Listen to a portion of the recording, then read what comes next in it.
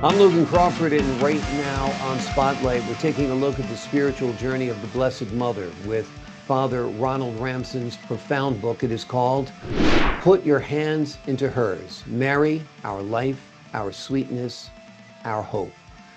This insightful work explores the depth of Mary's femininity and humanity, offering a unique perspective on the Mother of Jesus.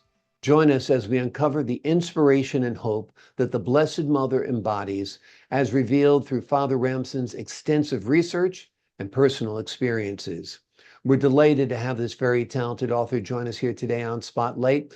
We thank the folks at Parchment Global Publishing for helping us put him in the spotlight today. And we ask viewers like you to support authors like him by subscribing to our channel and by purchasing his amazing book. The links are below this interview. Father, great to have you back on the show. You're one of my favorite guests. I always learn from you, and I always enjoy our conversations. Vice versa. Thank you, sir. Thank you, sir. Yeah. Let's start out by talking about your latest book, Put Your Hands into Hers, and how Okay. Mary has influenced your own personal spiritual journey. Okay. Well, let me tell you a little story. I had no intention of writing a book on Mary. Yeah. No intention. And one of the I was trying to get another book published.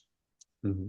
And the editor in New York said, Father Ramson, I want you to do me a favor. I said, what do you want me to do? He said, I want you to write me a book on Mary, because at this time with the pandemic, we need a lot of hope. We need a lot of inspiration.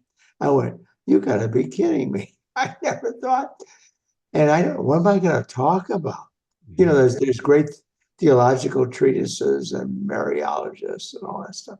Mm-hmm. So I hung up, and Logan, this is the truth. I started getting flooded with all these ideas.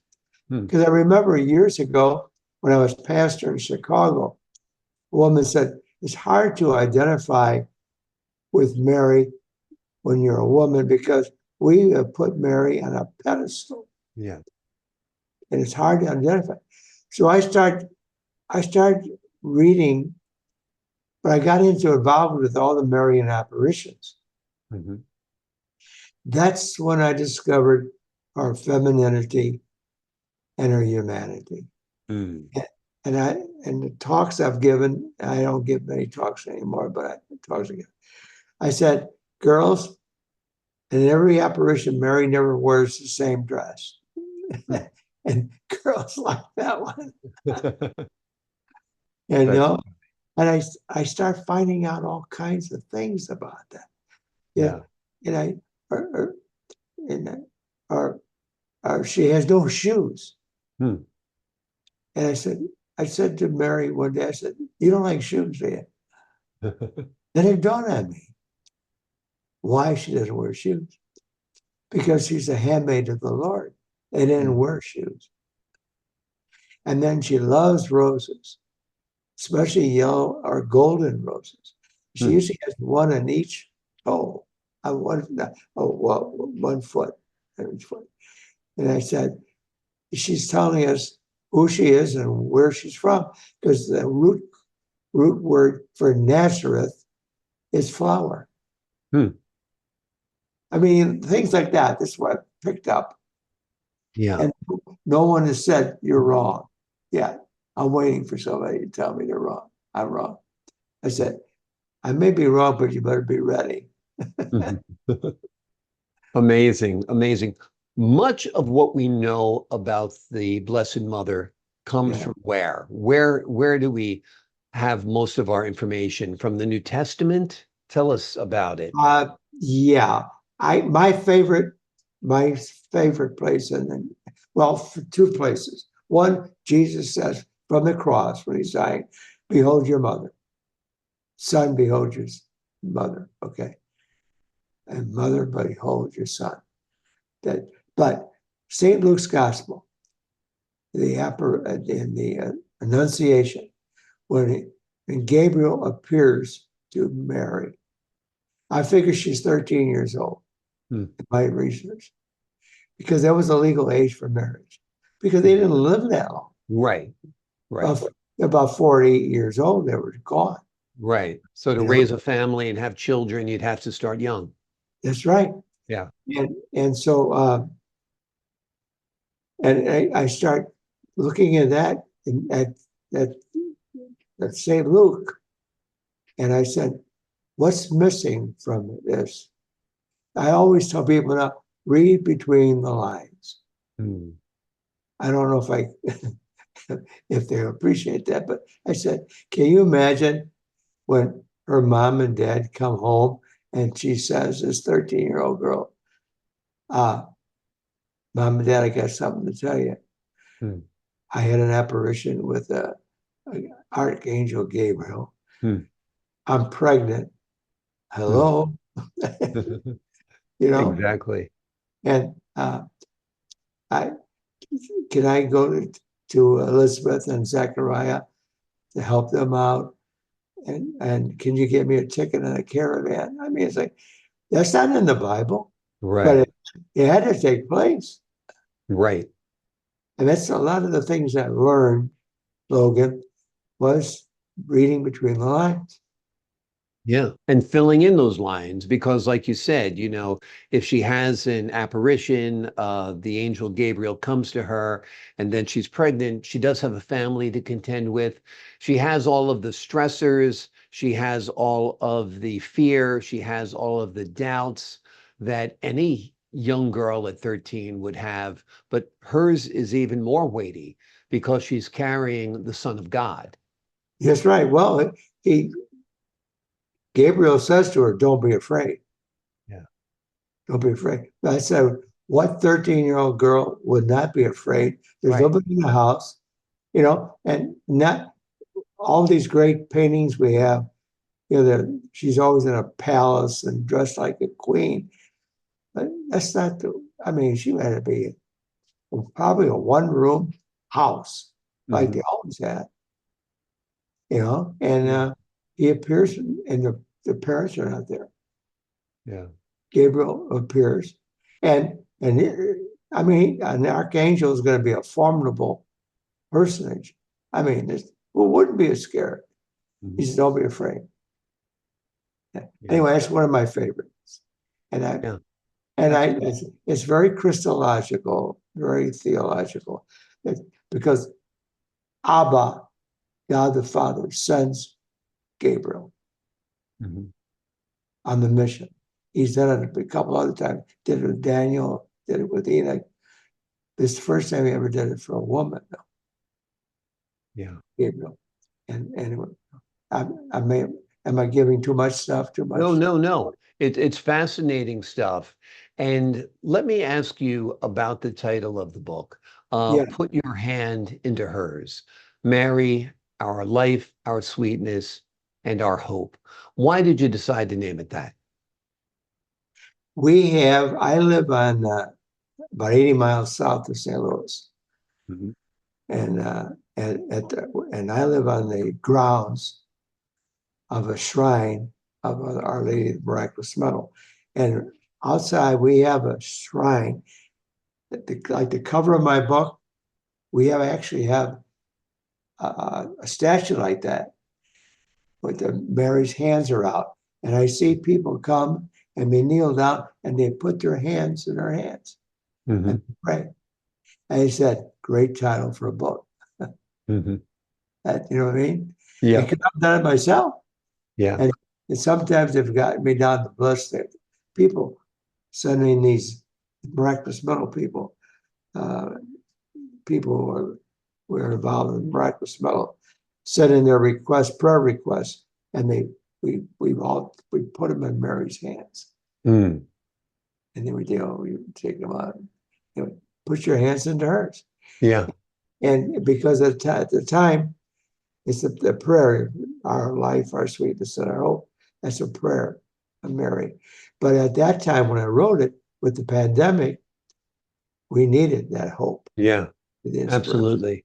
Yeah, yeah, Absolutely. And of course, Catholics have special prayers to Mary, famously, of course, the Rosary.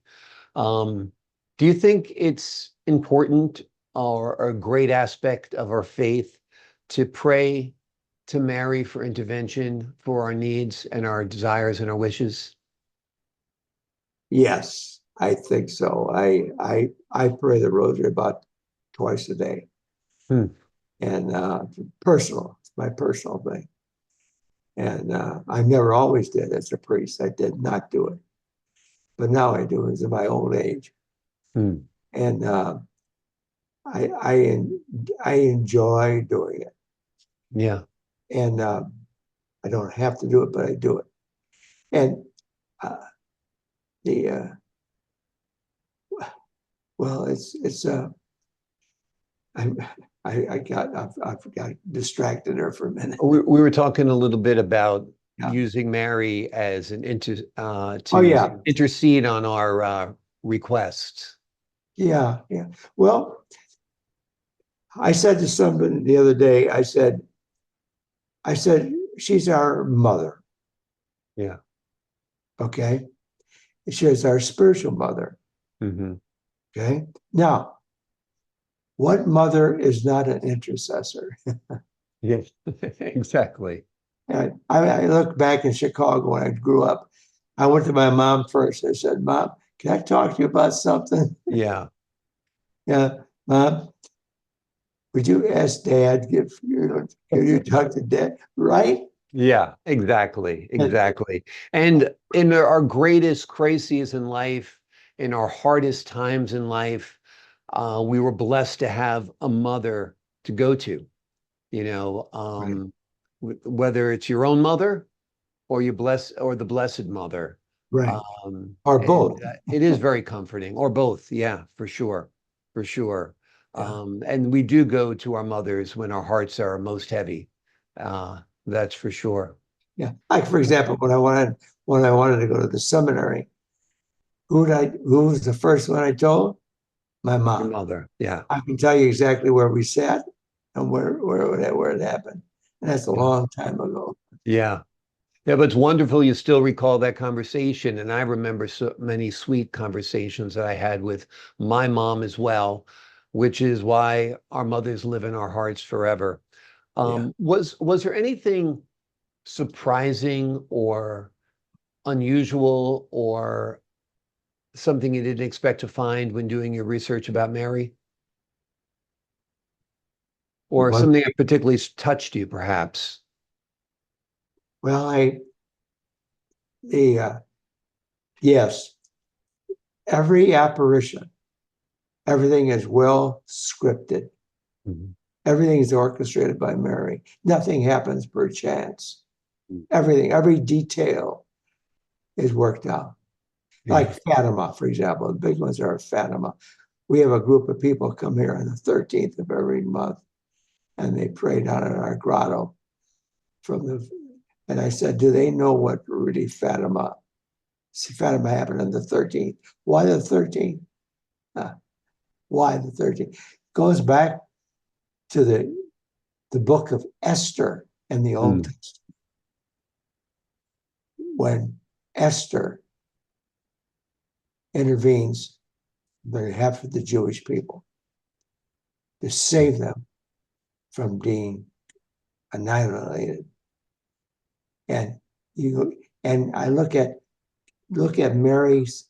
I said, look at Mary's gown. At the end of her gown, there's a star and Fatima. Guess what? That means Esther in Hebrew, if I'm not right. Mm. Right?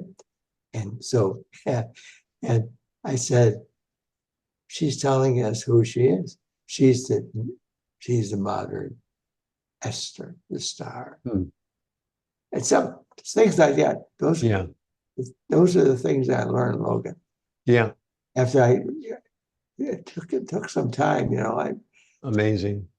yeah. What do you think of some of the great classical artworks that capture Mary, such as the Pietà? I've always loved that sculpture. I feel it captures the loss of a mother, the humanity of Jesus. I feel it's very inspired. And I feel that these great pieces of artwork really have, I know we don't worship them, but they do have a role in, you know, in our faith. Do you Oh, agree? yeah. They meet. Yeah. Again, I go, can you imagine her? Okay, Mary's at the foot of the cross with her son, who's stark naked. Mhm. Okay, you don't see that in the No. crucifix today. She's there for 3 hours, no benches, no seats. And they take him down from the cross. He's full of human fluids, Hmm. okay, blood. And they put him on her lap, which means, as beautiful as that Pietà is, and I love that Pietà, I agree with you. She must have gotten soaked with all these Yeah. fluids. But that's the reality. Yeah. You know what I mean? Yeah. But So, the reality is that's her baby, soaked in blood, soaked in sweat, having been murdered, having been crucified. yeah, She still cradles him in her arms. yeah, And that's the beauty of her love for Jesus, the sacrifices she made on our behalf. Um, and it really is such a wondrous, wondrous thing, right? yeah. I figured she was 47 years old. Mary was, Yeah. when they put him, took him down off the cross and put him in her lap. Yeah. She was Yeah. 47. And she's a young woman, Yeah. you know, Absolutely. a young woman Absolutely. who lost her son at 33. Yeah. I'm Yeah. no, I'm no mathematician, but Right. it's easy to figure that one out. Yeah. Yeah, Yeah. For sure. For sure. yeah. What do you hope readers take away from your book? Logan, I hope they just get a better love for her. Yeah. I, uh, I, I was called over to our gift shop here on the grounds one Sunday, and I went over there. There was this.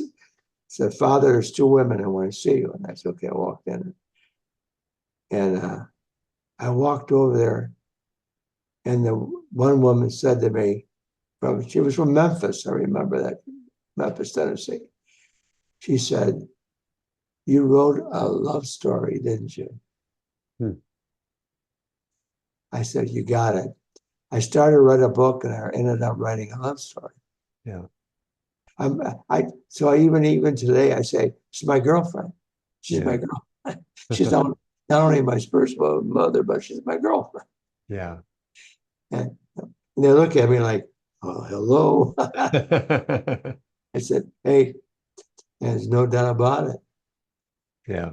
That's what happened to me. I Yeah. was I tell her all the time, Mary, you hooked me. You hooked me." You know. Yeah. Which is Yeah. why you say the rosary twice a day, which I'm sure is extremely therapeutic. I find repeating a prayer. I usually pray Our Father when I'm very, very stressed. And that certainly brings you comfort. That's for sure, as does, you know, Yeah. praying to Mary. Um, Tell us a little bit about your writing career. I know you're a very prolific writer at this point. Um, Well, what's your favorite book you've written? Is this it, or are there others? Or this one is the amazing one, yeah, and uh, my latest book is called Spiritual Hors d'oeuvres. okay, That's my latest one. And then the one before that is Mary book. But another book I've written, I've one of the men I've been fascinated with is a man by the name of Frederick Ozanam, hmm Frenchman, who started the St. Vincent Paul Society. hmm And in fact, this afternoon, I got a call. I wrote two books, Hosanna and I, Frederick. I wrote I, Frederick. Ozanam never wrote a autobiography. I did it. I did it. I wrote his autobiography, hmm. and it was hard, right? It's one of the best books I've ever written. Now, And what was it about this man that an autobiography was called for? he's just an outstanding individual, a man of great integrity and spirituality and depth. And he, as I said in the beginning, he found me. Mm-hmm. Found me. I didn't find him. He found me. And that was in 1963. Hmm. And I've written 4 books on him since. Wow. And in all different books. You know, he had a marriage that people would die to have. Fairy book knowledge, marriage, just people. He loved can you imagine this, Logan? Every month on the anniversary of their marriage, he gave her flowers. I said, how many men have done that? I paused for a reply. Not me, unfortunately. I remember my wife's anniversary, but we don't celebrate every month. But I am happy for every minute I spend with her. That's for sure. But he does sound like a remarkable man. Well, he's a great man he was in France at a time when things were really tough. Hmm. He fell in love with the poor. Hmm. He fell in love with the poor. And his mom and dad were very much took him and introduced him to the poor. His dad was a doctor. And his mom belonged to a society of women who took care of sick women at night. Mm-hmm. And Wow. they introduced him to the poor. And he fell in love with the poor. And he was he was a genius, intellectual genius. He had 2 doctorates from the Sorbonne. Wow. Law was the first one. And then he got foreign literature. Hmm. But in the meantime, though, he started the St. Vincent de Paul. He was a dreamer. Hmm. And his dream was to embrace the entire world in a network of charity. Guess what? The reality is a reality. He's in 153 countries in the world with the Society of St. Vincent de Paul. Amazing. Isn't that amazing? Yeah, he has left his mark, that's for sure. With Yeah. his dedication, his passion, his love, and his Christ-like ways. So, and it's great you have immortalized him in your work, which is great as well. Tell us a little bit about spiritual hors d'oeuvres. It's a whole bunch of short hors d'oeuvres, like appetizers. Yep. My idea was that you munch on it, but that's not the main course, Mm-hmm. right? And I hope that focusing on that, reflecting on it, praying on it, whatever the subject is, will lead you to a deeper appreciation or spirituality or reflection or whatever you want to call it. Yeah. And so I quite a few different subjects. I wrote it when I was down in Dallas in the seminary, working down in the seminary.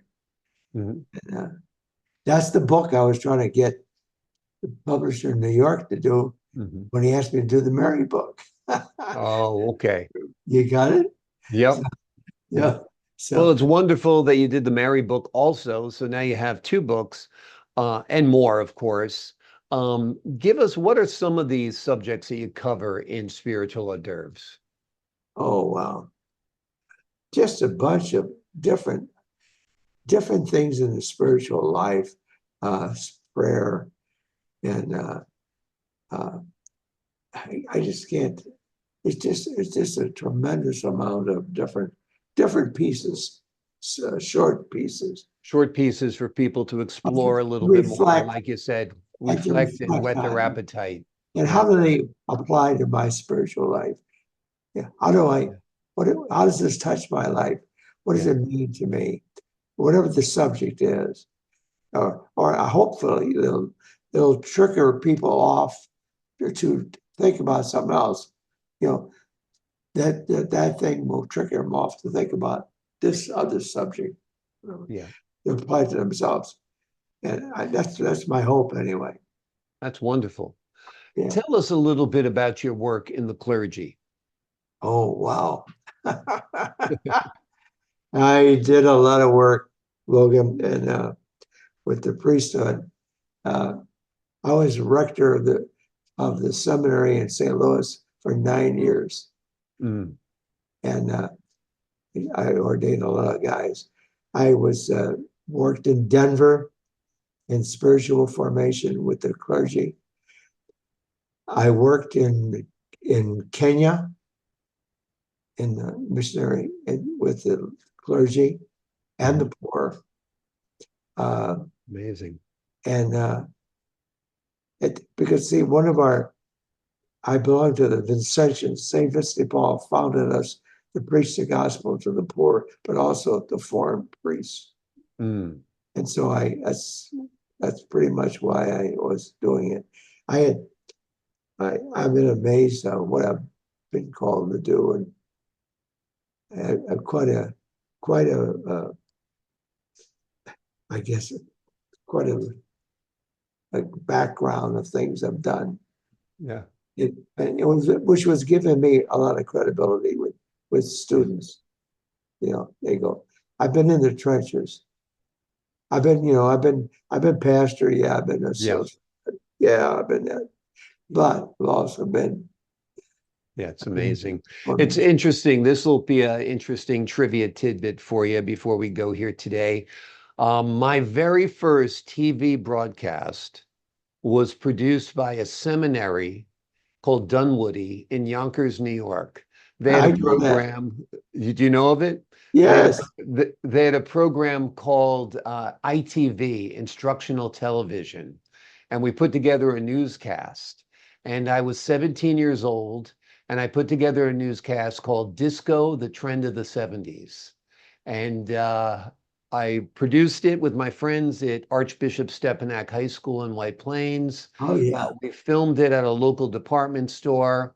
We won awards at it was called the Eddie Award. We won it at the seminary there at Dunwoody.